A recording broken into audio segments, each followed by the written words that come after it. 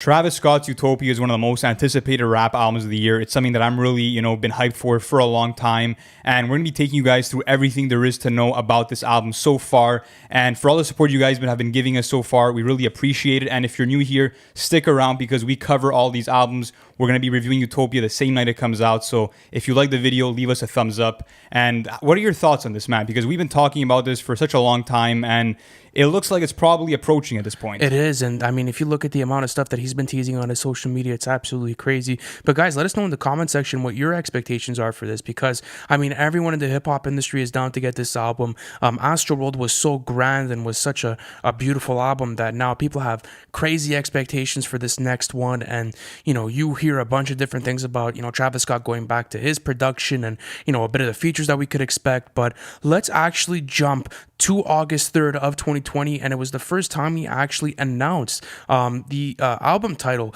and I was taken back by it because I was like, fuck, okay, this is finally happening, but it probably won't happen this year. It'll probably happen in 2021, and obviously he took to Instagram and posted the picture with the suit and everything. So what were your first initial thoughts when that happened? To me, I first thought of the word utopia and what that means, and it kind of means a perfect world where everything is at harmony, everything's at peace. And I'm like, okay, so he took us through kind of his hometown experiences with Astroworld in Houston. Now he's maybe going to be showing us his life in the spotlight. You know what I mean? His life in fame, and kind of how everything might seem perfect to the audience, but is it really that utopia? Is it really that perfect? You know what I mean? I sort of saw it as something that was not real, something that was out of this world, something that, is beyond the imagination. And I sort of saw it as, Travis Scott exploded and catapulted his career into Utopia from Astroworld. And now he's in space and he's floating around, and there's all kinds of, different sounds that are going to be incorporated into it. And I kind of also see it as, I'm not comparing it to like Kanye West's MBDTF. Like, that's not a thing at all, but I'm saying like this is probably that album for him in his career and in his discography now, because there's probably going to be a really star-studded track list, and we're going to talk about that later in this video.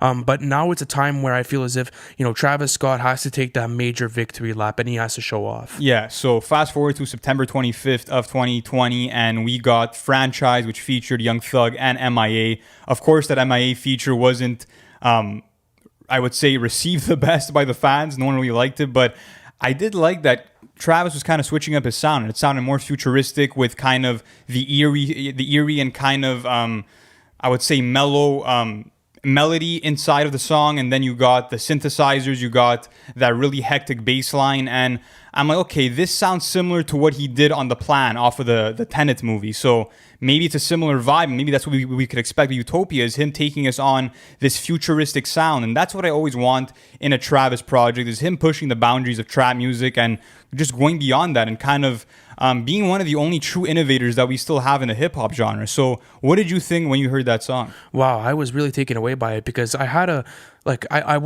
it was a hard listen at first because it was something completely different, but then I realized like that's what I like about it, is that it's completely different. Like it didn't sound like anything that was coming from Astroworld, but it sounded like, okay, he's really going to try for a new aesthetic here, and he's going to bring in something completely different. And that's what I like about it, is it sounds different than anything he's put out.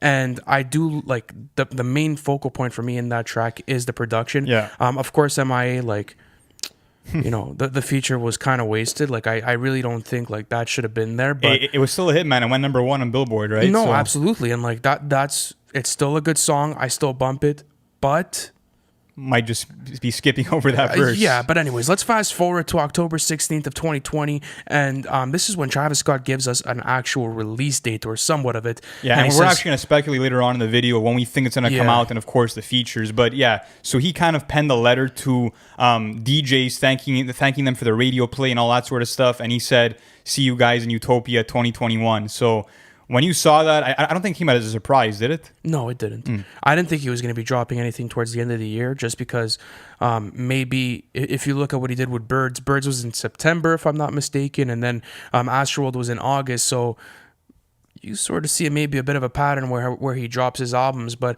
I don't know. I didn't expect anything in the winter, because maybe he knew the sort of great reception his albums get in the summer. And, when Astroworld got dropped, I believe it was August 4th or 3rd. August 3rd. August 3rd. when it got dropped on August 3rd, like that whole month, like the rest of the year, or like maybe even the next, that day till now has just been absolutely dominated by that album. And it was because everyone took that album and had it in their summer rotation. And I think that's something he's going to try and replicate here. Even further in the summer rotation. But yeah, it's definitely, a Travis Scott album is an event. And of course, listening to in the summer for those summer nights, those fucking outings, wherever you're going, the club, house parties, it always matches the vibe, and you can't go wrong with that type of music. But let's move on to December of 2020, and this is when we got word and, confirmation that Travis Scott was working on the album in Mexico with a star-studded cast. And this is when I'm like, okay, you know what? Just like Astroworld, Travis is going to bring together a crazy cast of artists. And he's kind of like the modern Kanye West in the sense that he brings together these teams of artists and makes them all kind of collaborate in a really dynamic way and makes it all work. Yeah, apparently there was Don Toliver there, Roddy Ricch, Future, Wonder Girl, Hit Boy, Kevin Parker from Tame Impala, Wheezy, and Snot. So I was happy about Kevin Parker, man. I was too, because we know what they could do together on Skeletons. A track. Wow, absolutely what a crazy. beat. But we do know that Travis Scott's one of his biggest influences is actually Tame Impala, and how much his production is influenced by that whole sort of aesthetic. So do you think, based on like what I just read, that this album is already starting to sound like it's going to be shaping up to be maybe a future banger? 100%, man. I mean, like I just said, whenever Travis rounds up these quality artists, that you're in for a treat, because he's always had amazing feature lists. You know what I mean? From Rodeo to Birds to Astroworld, all of his albums have always had amazing collaborations with artists. So this was no different to me. And speaking of the features, let's move on to January 2021, where we actually got photos and videos from Eliante from the Takashi Murakami design chains, which are called the Utopia chains. And what's really interesting about these chains is that we started seeing artists wearing them. And that kind of starts up the hype and the rollout of like, okay, if you're rocking this chain, you're probably featured on the album. And that's what I kind of love, is that it's such a unique way of kind of foreshadowing the features on the album. And we saw Roddy Ricch and Young Thug as the first two guys to really be rocking those chains. So what do you think about the whole concept that he's introducing with these chains? I love it. And the chains are so fucking cool. But I saw Kylie Jenner wearing a chain too. So maybe he's giving them to, everyone that's had like sort of a significant part of his life while making the album. Maybe. Like, who knows what the concept could be here, but it was definitely made for a reason. And we do know that this is attributed to the rollout, or else it wouldn't have been posted and it wouldn't have been advertised. And apparently like there was 11 chains. Maybe that means there's 11 features. I don't quite know. Who knows? But regardless, the only thing that we do know is that Travis Scott does have lengthy feature lists on his projects. So, very good indication there. And already based on that Young Thug feature, who knows? Maybe it's going to be the franchise feature, or maybe it's something completely different. Yeah, so let me ask you this. Who do you want to see featured on it besides the Roddy Ricches, besides the Young Thugs? Don Toliver again. Don Toliver on Can't Say, like, that was just such a legendary experience for me. And like listening to that for the first time, like such a great introduction. And I remember I searched him up on Instagram like right after that, and he had like 30K followers on IG, and it was cool to see him bring that in there. Maybe some like more like Cactus Jack members like Sofago, or like, let's say Luxury Tax, just seeing what they could contribute to the track list. Some of them were also seen rocking the chain. I would definitely um, expect to see them. Honestly, ASAP Rocky. I need that, Yeah, but I don't think it'll ever happen. The two guys that are at the mountaintop of psychedelic hip hop, I need them to collaborate, because that's going to be straight fire. I don't think it'll ever happen. James Blake again, of course, because that outro on Stop Trying to Be God just gets me every time. Frank Ocean on Carousel, he did amazing. The Weeknd is low key on almost every single Travis Scott project, so him as well. I would like to see him make a comeback. And St. John as well. He's an artist that I could see him. St. John is absolutely fantastic, and he's had a couple of great runs in the past couple of years, so he could be there on there as well. It's just any Travis Scott project, one of the biggest standouts of that track list is going to be those features, and easily. You probably know he won't fuck that up, and it's going to be absolute quality. But let's actually move on to February of 2021, and we have the ID magazine cover, and this is absolutely massive because we do get information on Utopia. He does say stuff like, "Listen, I'm going to be rapping on my own beats on this, and it's going to be fucking insane." So going through the whole article and like seeing like, let's say, the cover photos with it and everything, like, did it start getting you in that hype and that feel for Utopia? Of course. And to me, the biggest piece of news that he dropped was the fact that, again, he's going to try to execute a new sound. And that's what I love about Travis, man. I'll say it again, is that he always loves experimenting. If it's bringing in, boom bap into trap, if it's meshing R&B and, these funky guitar Psychedelic hip hop into trap. He just meshes so much. And I want to know now what's next. You know another what I thing mean? with Travis Scott's music is like he's also said this, that he doesn't like to put himself into one genre. He doesn't think about Travis Scott as being a rapper. He thinks of himself as an artist, someone that dives into so many different sounds and makes it into one coherent project. So that's another great thing you could look forward to with this project, is like expect diversity. Expect something different than what you've gotten on anything else. Like he won't do that to you where he gives you like a copy paste of what's next, because look, his track record has been near flawless lately. His whole career, like he's never really missed on a project. Does not have a miss. No. He doesn't have a miss, and like the only thing he knows how to put out is quality. The only thing that's been a bit iffy, questionable as of late, is the features. It's either it misses or it's absolutely it's a slapper.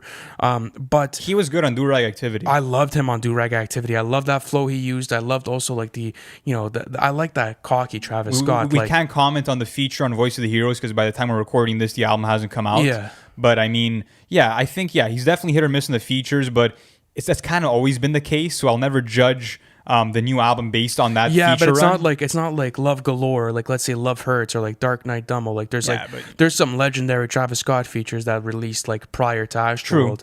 So obviously there was a dip down in that, but regardless, I'm still super excited. But let's actually get on to Astroworld Fest, because this actually sold out in a matter of I believe it was 30 minutes, 100,000 tickets. Ooh. Man, you already there, you could sort of see the demand that Travis Scott has for his music. That's taking place in early November, so that right away to me indicates that the festival hasn't it's been off for 2 years, because obviously in 2020 it wasn't going down because of the pandemic. So it must mean that Travis is going to drop Utopia before November. That's a given to me at this point. And just imagine experiencing that new album where he does something completely different on a live stage on Astroworld Fest. I mean, it indicates to me that there's no doubt that he will be dropping before that. And speaking about the actual release date, he's also supposed to be headlining at Rolling Loud Miami. Yep, July 23rd. So honestly, I think that he's dropping before that. I do think so too. Like, why would he headline Rolling Loud if he's not going to be dropping anything? Exactly. It's kind of a similar situation with A$AP Rocky as well. Headlining so many festivals that like you have to drop because it's such a big important part of the rollout. So who knows? Like, we could be getting this thing in a matter of weeks, and that gets me thinking, like, what are the expectations for this? Because as far as like music goes, like I haven't been listening to many snippets or many leaks. Like, I've been really religious on that. Like, I really want to know what's going to be on that track list, but I still keep away from it so I could get that live experience of going through that track list again. So what are your expectations for it? I just want Travis to really not fall into the whole trap of let me go all out and kind of have the most mainstream songs and songs that I know are going to be hits. I just want him to really go back to maybe some of his old psychedelic style like you would see on Drugs You Should Try, or maybe just really push the envelope again, man, because that's what he's always known to do. What would you like to see from him? I like to see different genres in here as well. I'd like to see some Travis Scott and some soul samples like implemented into That'd that.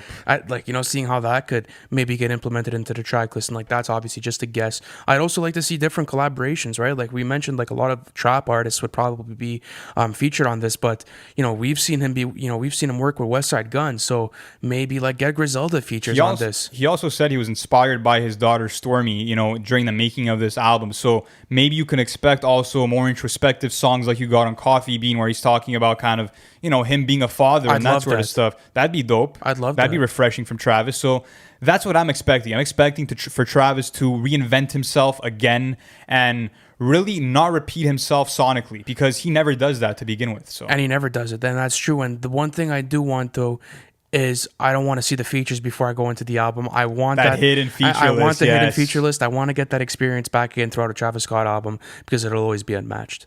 Thank you guys for watching the whole video. Hit that subscribe button to join the family. We're doing weekly reviews. We're giving you guys all the updates in the industry. Plus, we have our series called What to Expect, where we actually take you through the album before it drops.